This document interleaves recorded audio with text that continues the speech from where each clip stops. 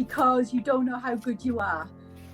So it's really worth stepping out and giving things a go. And most things don't have major consequences. If you fail, you can just get back up and move on. The important thing is to stop and get out of it quickly if you're not doing really well in it. Yeah. And there is now more than ever, there is so much opportunity for everybody and anybody to start a business. Anybody. And not everybody is interested in it because there's a huge amount of risk involved in it. Yeah. But anybody can do it. Anybody can start. And, you know, you might dip out and say it's not for me. But I think, you know, to give it a go, you've got so much available, so much help available. You know, coaching and mentoring is out there for everybody. If you join Business Wales, they will mentor you and coach you. So all the tools are all out there to start. And with AI as well, you just get so much help with building your business. Even, you know, doing your business plan. I'm a leader. So a leader has the vision, basically, has the vision for the company. The manager, so in a nutshell, follows the vision of the leader and relays that vision to the employees, supervisors, and it's up to them to actually execute that. So it's not down to the leader really to execute it, but they have the vision. They can be quite charismatic. Leaders can be quite charismatic. They've always got ideas. My husband is the same. He's like, oh, we're going to do this, and then we're going to do this, and we're going to do that. Good afternoon, Bron. Thank you for coming on. You're very welcome. If you could just can you introduce yourself and give me a background into your early life, please? Okay, so I'm Bronwyn O'Flaherty. I have been in business majority of my life. I'm 54 years old now. 55. I've just had a birthday. I spent my early years in hospitality. Absolutely loved it because I love people. I didn't really want to go into it as a business ever. And I was blessed enough to be able to stay home with my children while my husband started a business. And I kind of backed him up in it. And one of the first businesses we ran was to do with home improvements because my husband was a carpenter. So I would do all the admin. Then we got into estate agency. And that's where my love was really. We got into property and I would do all the admin and all the law involved in it. And everything from there really has escalated into what I do now. But for me, it's all about people. I love being around all different kinds of people, but especially entrepreneurs. That's brilliant. Now, if we just get started into your early life, who were your influences in your early life and why? Probably my dad. My dad is still around now. He's a teacher. I love teaching myself. That's why I love to get to do, you know, these kinds of things. But I would say probably my dad has been my biggest inspiration. He's my biggest hero, just purely because of what he instilled in me. Very strong work ethic. Probably my dad more than anything. And just the people that are around me, because I grew up in church and I was around strong people there as well, and I was around business people. I was very much interested in being around that kind of people, really.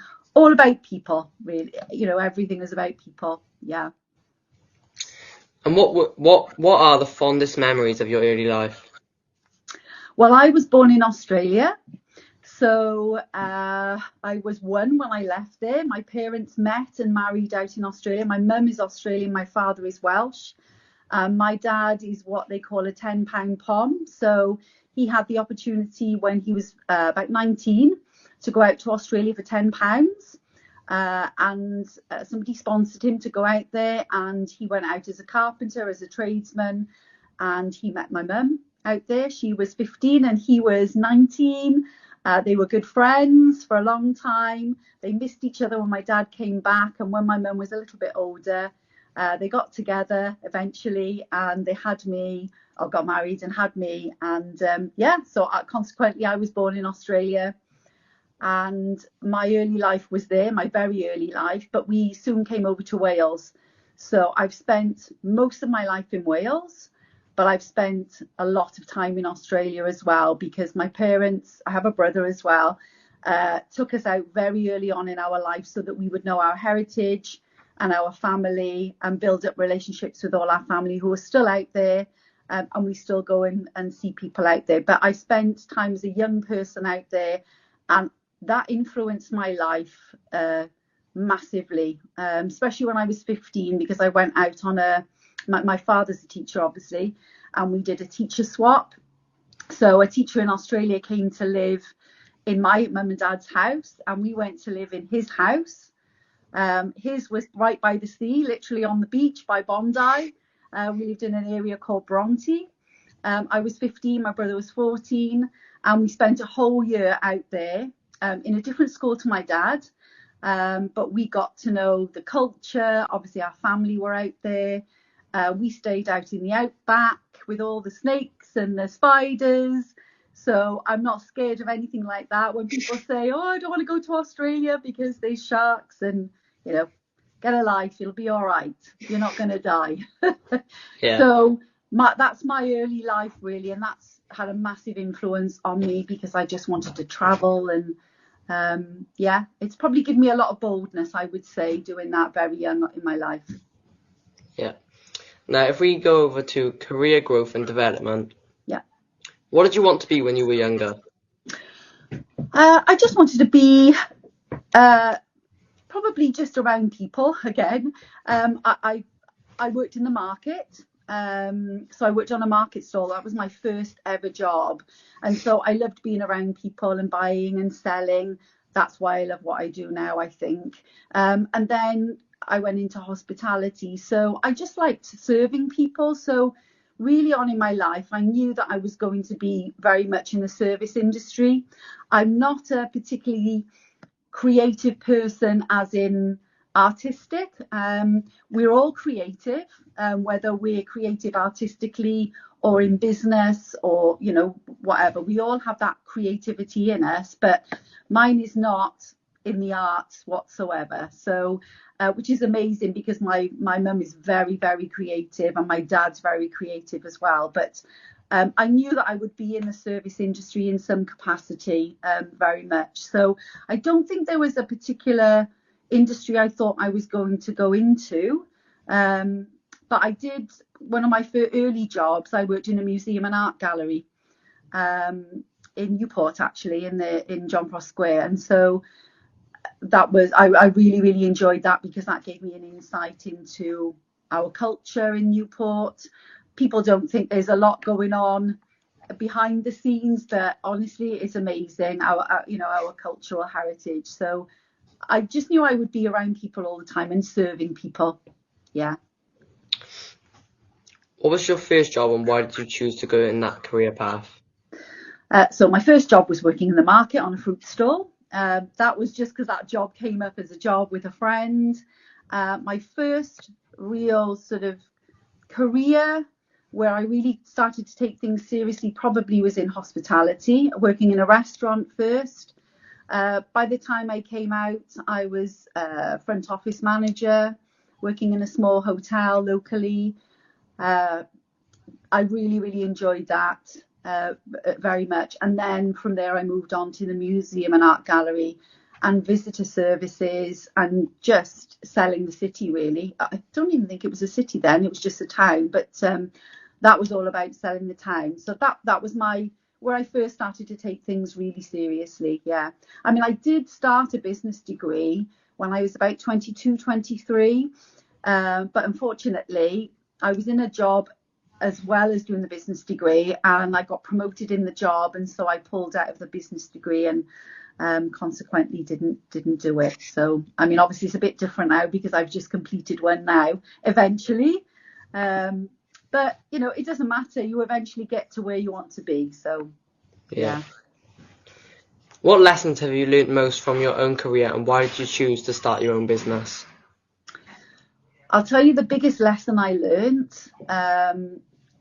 is to step out and give things a go, because until you step out and do it, you don't know how good you are or how not so good you are. There's some things that we have inside us where we think, oh, I'd love to go and do that. But unless you give it a go, and if you fail, you fail. Big deal. You just move on, you get back on, and you try something else. But if you don't give it a go, you will never know whether you could have made a career out of it. There's some things, I've gone through lots and lots of employees in my life where people have been employed by me, and you can see what people are good at and what they're not. Yeah. But they're giving it a go anyway, and usually they kind of discover themselves, no, that's not my thing. Sometimes they don't, and they keep pursuing it until it just kind of all goes wrong. But if you don't step out and do it, you will never know. So that's the biggest thing. I'm not afraid now to step out and do things at all. And I know that kind of comes with age as well. I get that. But when you're young, what's that phrase? The youth is wasted on the young, because you don't know how good you are. So it's really worth stepping out and giving things a go. And most things don't have major consequences. If you fail, you can just get back up and move on. The important thing is to stop and get out of it quickly if you're not doing really well in it. Yeah, so there you go. When managing other people, how do you operate as a manager, and why do you operate that way? Does the way you manage people come from your influences in your life? Yeah. I think everything is about relationship. It's about integrity, and it's about being transparent with people. People don't need to know everything about your life or how you operate, but I think when you've got and you work on good relationships with people, and you see people as who they are and not them as a number and what they do, it's great, especially when you get people who are really enthusiastic in the business and they're running and they're gunning for everything. But some people need to be worked on, and it can be worked on over quite a long period of time, and they eventually get there. So rather than seeing people as just human capital and what they can do, it's seeing them as a person who has a life outside of work and a life inside work as well. So that's really important to me, because that's how I would like to be treated, and I guess that's the way I'm treated in my life. Yeah. Now moving over to business and empire. What is the name of your business, and what kind of business / company is this? Okay. So my company is called Pure Image Group. It's currently, we're a cleaning company. I'm actually diversifying and moving into home life assistance as well. So it's not full domiciliary care, as in taking care of people's bodies and different things like that in the home. It's more being just contact for them, spending time with them, chatting with them, but under the sort of like proviso that we can clean the home, and we kind of do a mixture. So as we're cleaning, we're talking, we're sitting, having a cup of tea, we might go through photographs, might put shopping away. It's different things like that. So it's really, really needed. I've done my research in it, and so that's what I'm moving more into. I will still do all the other cleaning, but the big cleans and things like that. But very much, there's a huge gap in the market. We've got an aging population. That's only going to increase, and so I want to be in that market. There are companies that are already doing it, but there are so many people and so many needs out there that just want to help people out and just make people's lives better, especially coming towards the end of life. So people they're not dying, but they're just older. They're in their golden years, as they call it, and there's a lot of lonely people out there, and having somebody come in and just have a chat makes all the difference. So that's what I'm moving into. I'm also going into coaching as well. So I run something that's called the Junction Business Hub. That's what you would have emailed. So that's going to be a mixture of coaching, And then just sort of like pulling other consultants in who I will choose who they are, that can help people when they start businesses, literally from scratch, because obviously I don't know everything about how to do that, but I certainly know a lot of people that that can help young entrepreneurs or people wanting to change careers. So they're the two main things that I do now. What was your first business that you founded, and why did you go into those industries? First business was with my husband, so it was a joint thing really. Like I said, we just my husband is a carpenter. He'd come out of a long-standing job. He was in a job for 9 or 10 years, and he went back into carpentry, worked for himself, but then we decided we wanted to actually run our own business. We were kind of I guess we kind of dropped ourselves in it really. We just thought, well, this is the way to go. There's a market for it. It was just, laying laminate floors, just different things like that, hanging doors. And then eventually we went on to building a loft conversion company, which we had for about 5 years. And then loft conversions stopped. People weren't having as many loft conversions. And so it was at that point we moved into a estate agency. My husband said, I think I could be really good at that, just advising.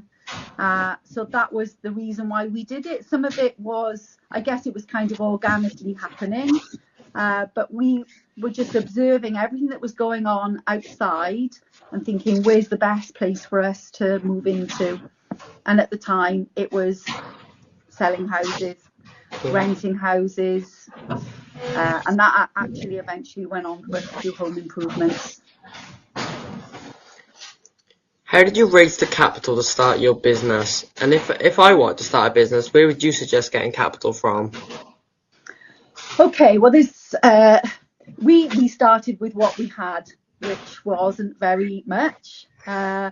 Way back in the early 2000s, I did have a computer then. I'm sure I did, yeah. The internet wasn't a big thing then. We literally did everything by word of mouth, which is still brilliant for today. Word of mouth is excellent. So we started with that. We used something called the Yellow Pages. Do you know what the Yellow Pages are? It's the big book, isn't it? The directory. Yeah, that's how we kind of started out with that. I can't remember what your question was now. I was getting so excited then. It was, how did you raise the capital to start your business? And if I want to start a business, where would you suggest getting capital from? Yeah, so we literally started with what we had. The great thing for us is that we started with jobs where we didn't have to buy materials for. So it was literally all service.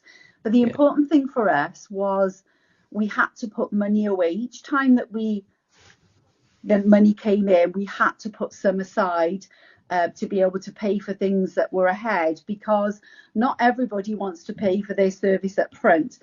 Further along, yes, you do. You take deposits and things like that. But for us, that's where the capital came from. We literally started with whatever we had and we built it from there.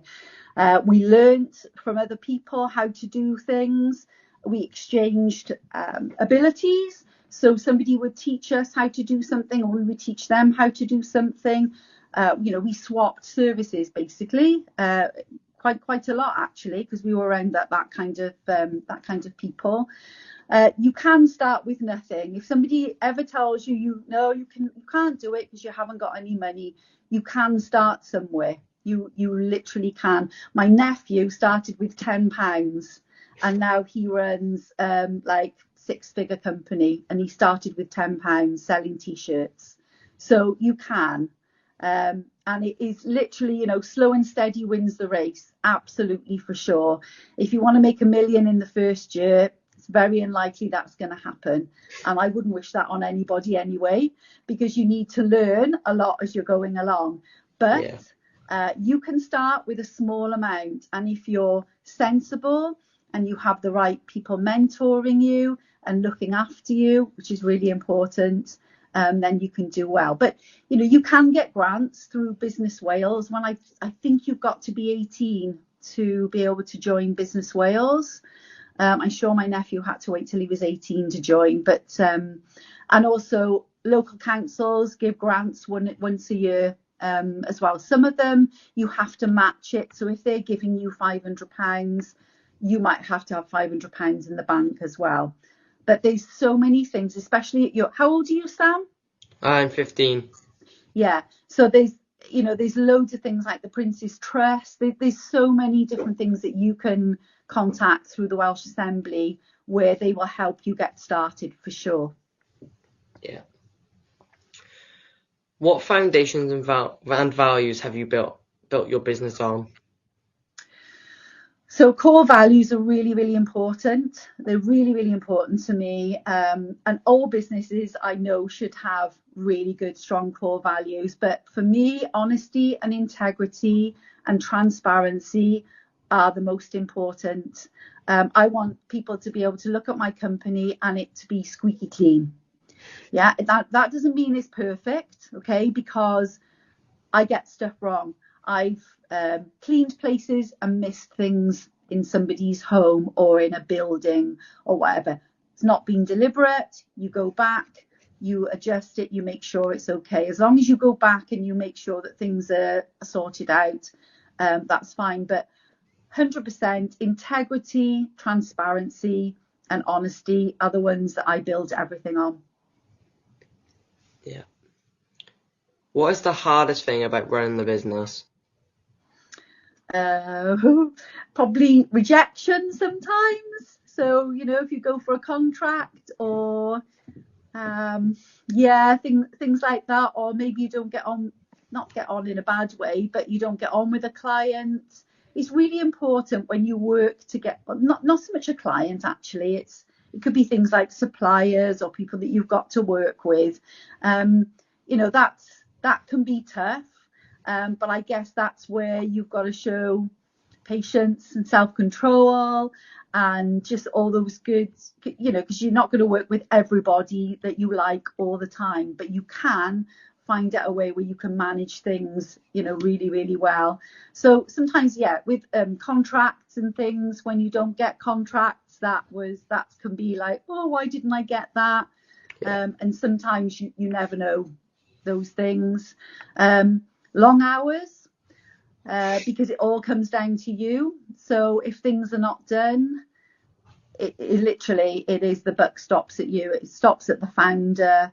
If you've got managers, obviously you have things in place because you have managers as well, and you go to them and find out why didn't this happen or that happen.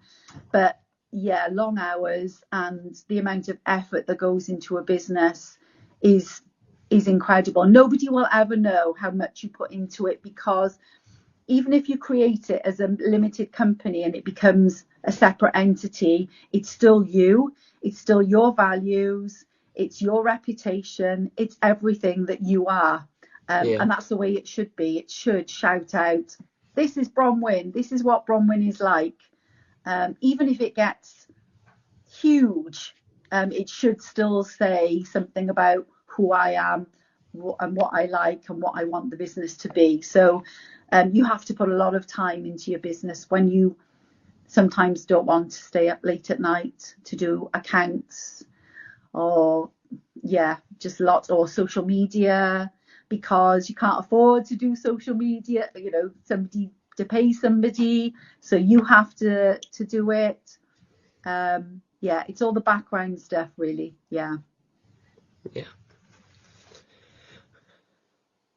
Why run a business in 2025? I was thinking about this earlier actually. I was driving around and I was thinking, there is now more than ever, there is so much opportunity for everybody and anybody to start a business. Anybody. And not everybody is interested in it because there's a huge amount of risk involved in it. But anybody can do it. Anybody can start. And, you might dip out and say it's not for me. But I think, to give it a go, you've got so much available, so much help available. Coaching and mentoring is out there for everybody. If you join Business Wales, they will mentor you and coach you. So all the tools are all out there to start. And with AI as well, you just get so much help with building your business. Even, doing your business plan. Admittedly, you do need people. We don't, AI is not going to cover everything, right? It is just a tool. I know we think, oh yeah, it's going to be able to do everything. And it does, of course it does. It does a huge amount, but you cannot compare the value of being mentored by a person, because especially somebody who has been in industry, whichever industry, and has life experience. AI does not have that. And having that and that personal touch in your business, whatever you do, accounts for everything. Like I said, we have an aging population. The boomers, the Gen X, like my generation, they've got money to spend. So if you're going to start a business, depending on, what area you want to go into, these guys have the money. So if you can find something that they like and they're interested in, honestly, they're a great body of people to be doing service to. That's why I've jumped in on it. So if you like that, if you want to serve your own generation. So what are you Gen Alpha? No, you Alpha, not Gen Z. Are you Gen Z? I don't know. My children Gen Z and millennials. 15, maybe you might be just touching Gen Z. But yeah, it's, I would say study these generations and what they're looking at, what they're looking for, because if you can tap in and you can make that a niche part of your market, even though you're young, there's nothing wrong with you reaching further generations, because if that's where your love is, or I don't know, where the money is, if you're chasing the money, you can only chase the money for so long. You've got to enjoy what you do. So yeah. Do you have any strategic partnerships? And if so, how does this work? Strategic partnerships. I will have. I'm actually setting some things up very shortly, which I can't tell you the bodies that I'm going to be working with. But since just going back, my last part of my modules in university was strategic management, and that really opened my eyes to strategic management. So it is something that I'm looking at. I'm very, very interested in it. I'm very interested in teaching it when I've got some experience in it as well, because I recognise massively, the value of it. So yes, I do partner with certain companies in what I do now, but also with what I will be doing as well. I think it's an open book. I'm really looking forward to that. So can't really talk about the people or the companies or how I would do that. And it's actually something that I'm learning. So that would be a good thing to talk about maybe on another podcast further down the line, when I got some more experience in it. But the company that I did my module on was Marks and Spencer's strategic management, and it was fascinating, absolutely fascinating. So yeah, excellent, really good question. Thank you. Have you done a viral analysis, and if so, how has this benefited you in operating your business? I bet, did that come from Mr. Conabier, that one? Yeah. I haven't done a video analysis on my business, but I am literally in it now. I'm actually being mentored by somebody in this. So great question, and I would love to come back to that on another podcast with you, and I can be really honest with you about what I see. Yeah. Well done. That's a really good question. Are there any ethical issues you must consider and manage from your own business? Oh gosh, yes. So I have a code of conduct. I have an ethical code of conduct. They're really important. That's really been brought to light. Certainly doing my degree as well, how important it is to have that. I mean, I've always had something, of some size within the business, but I've made it quite a big thing now, really, because especially because I'm moving into looking after older people as well. That's really, really important. So I can send you a copy, like a draft copy of that, so that you can see what I've done in this particular industry. But yes, there's fine lines, like in anything. We learnt a lot when we did our degree on ethics.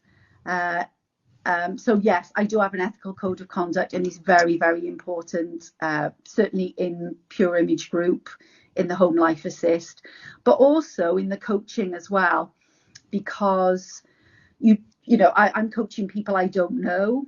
I don't know their backgrounds. I don't know what they're coming with. Quite often, you can be coaching somebody and actually they need counselling before they're coached. So it's discerning the difference between somebody being coached and actually somebody has gone through maybe a really difficult time and can't move on to be business coached until they've gone through some counselling. So I have an ethical code of conduct for the coaching business as well. So it's very important. Yeah. What type of leader would you label yourself as, and how do you operate? I thought I'd answered that one earlier on. Did I answer that one? I don't think so. No. It's all about relationship for me. So I'm all about building relationships with people, with individuals within the business. I don't have a manager at the moment. I would love to have a manager at some point, but I really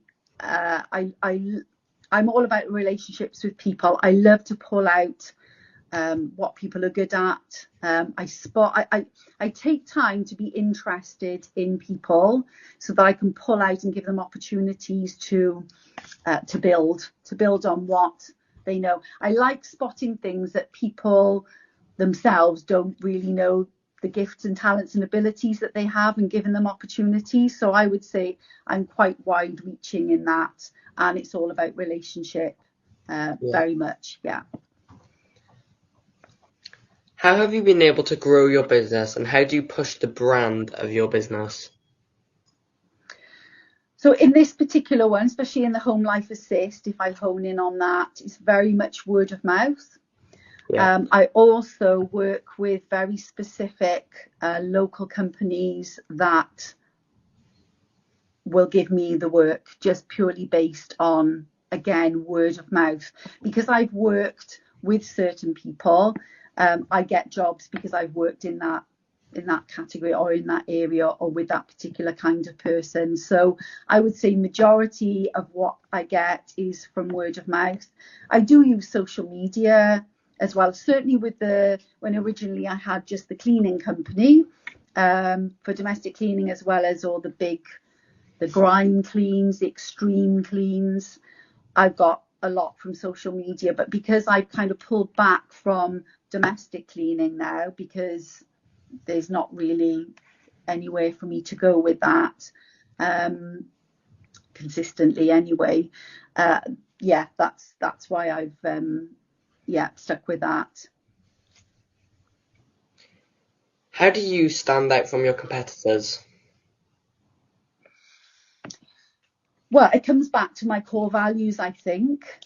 Certainly for the people that I've partnered with, they recognise my core values are really important. And because integrity, honesty, transparency stands out, and they actually see that in action, I believe that's certainly feedback is because of that, and because I'm approachable.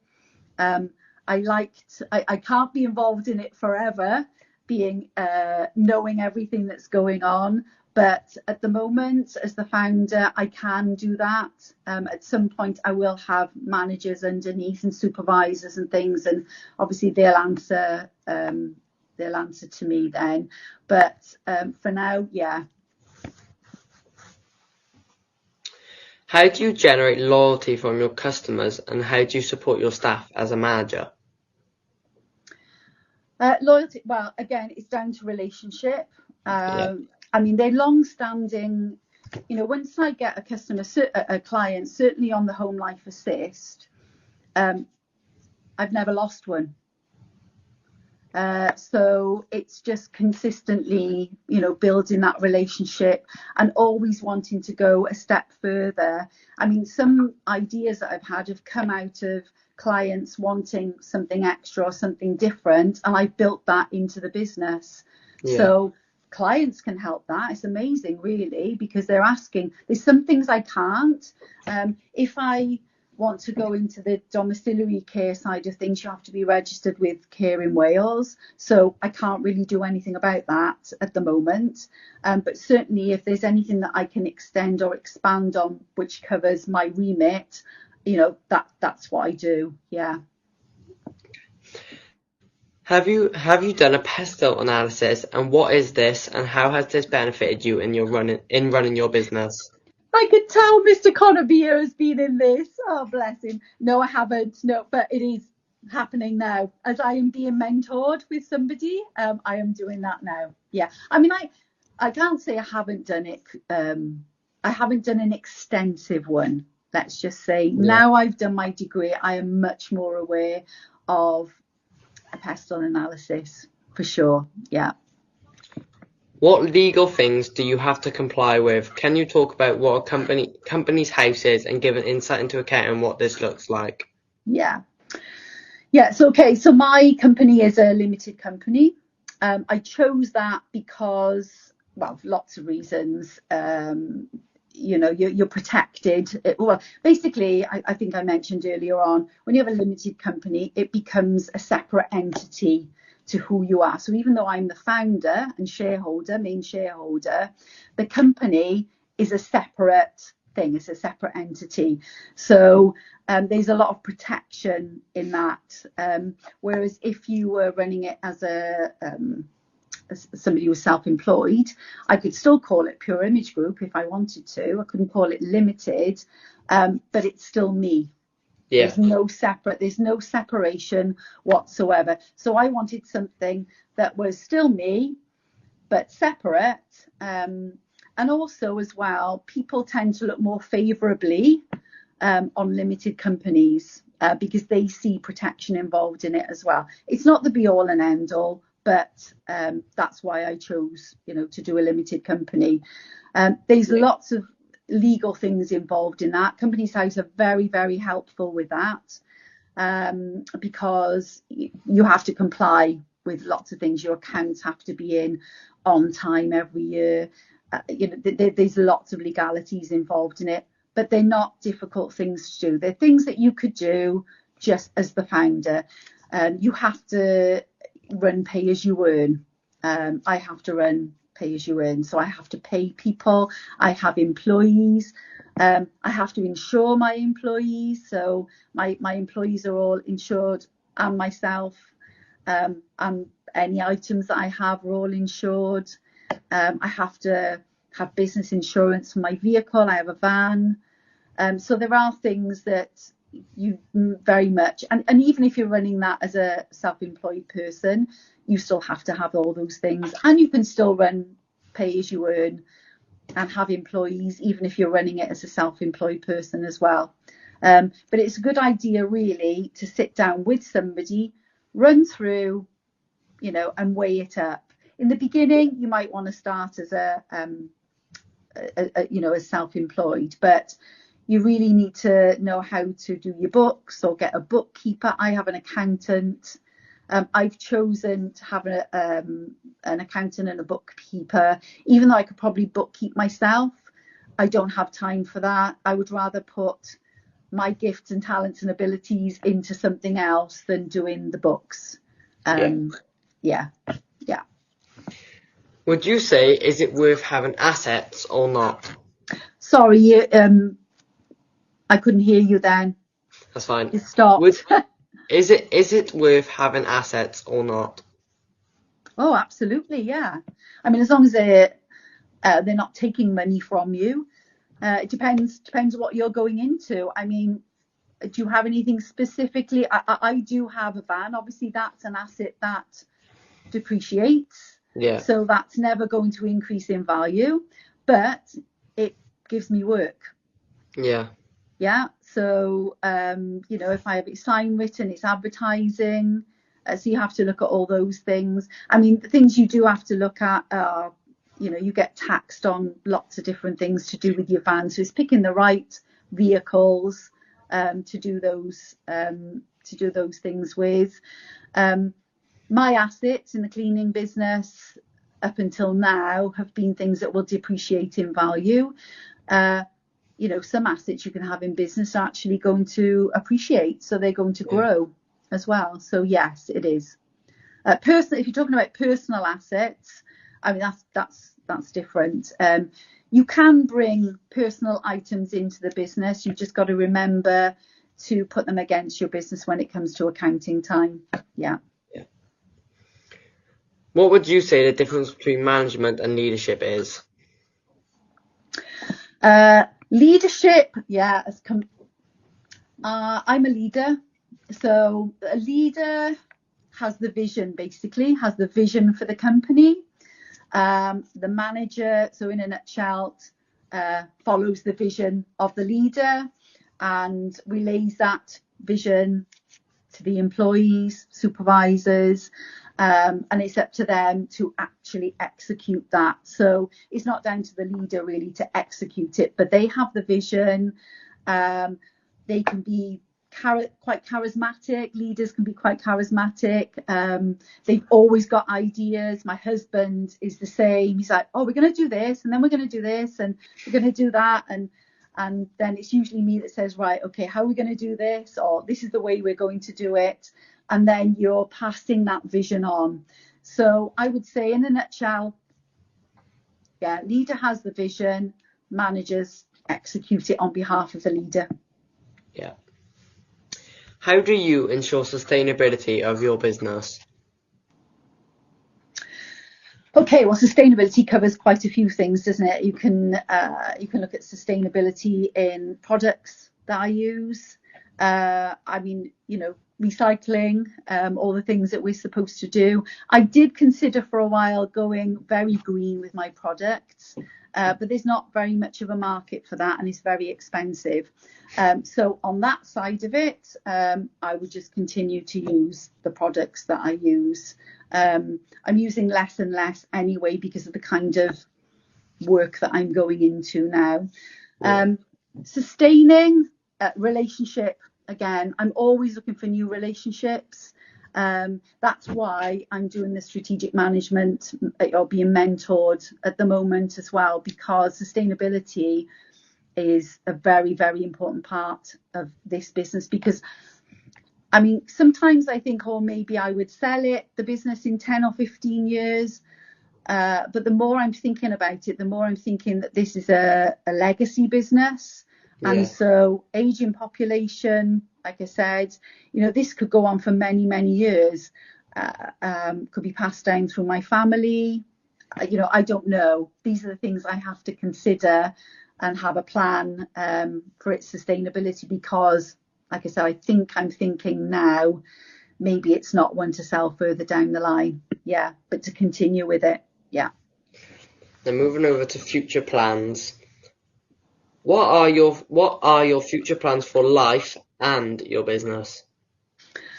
So business, like I just said then, probably to make it a legacy business, to continue to expand because of the aging population. Continue. I mean, like I said, there are other businesses that do very similar, but I'm really honing in on just staying in one lane at the moment and building off that. I've got some other ideas as well, which I have to run by legally with people. But yeah. Sorry, I was just thinking, what was the last question? I'm just looking at the time. It was, what are your future plans for life and your business? Oh, life as well. Right. Life. Okay. So my husband and I would really like to have a farm of some kind and go super green and build our own home. We've always wanted to do that. And our children we're very outdoors family, and we love the outdoors. We always have done. I think my husband would like to go down the chickens and all that. I'm not so sure about that, but I love the idea of outdoors and building something. And again, my husband wants land. That's certainly what we want for our children. And again, a legacy, passing that on as well. So I would prefer to be withdrawing or coming out of the business as much as I can and letting it run with managers, myself and my husband, just dipping in now and again for the work. But because I like people and I like being around people, I find it very hard to not be around clients. So I really enjoy that. So I think I'm always going to be a part of, how things are going, and I'll never be completely detached from it. But certainly traveling. Love traveling. I would love to have a home in Australia, but the great thing is I get to travel easily back and forward because I have an Australian passport, so it's something that I'll be able to do all my life. But yeah, certainly traveling, we would love to do that, and probably more coaching. I would love to do more coaching with young adults and women sort of my age who want to change careers.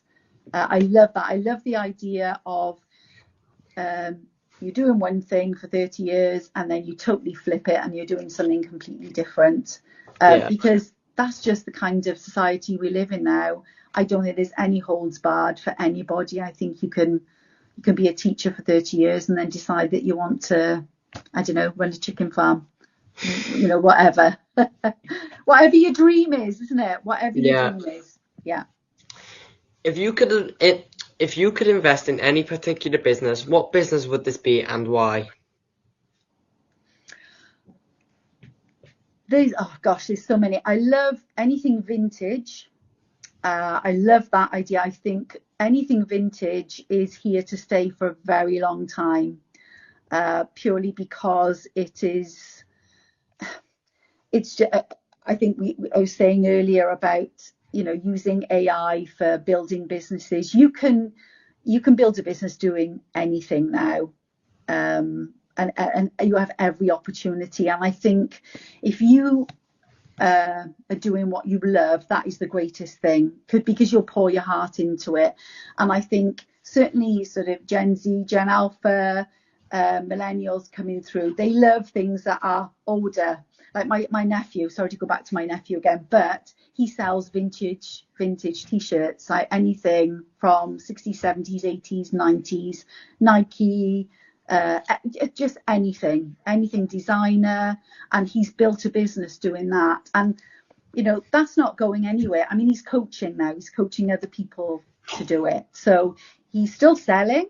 He's still looking for niche markets in vintage, particularly, for young people. But he's looking for other areas in that same kind of category as well. So I think I would definitely pour into that with a young person. I don't know enough about IT. I think I'd have to feel quite passionate about, or sense they're quite passionate about what they do for me to invest in it.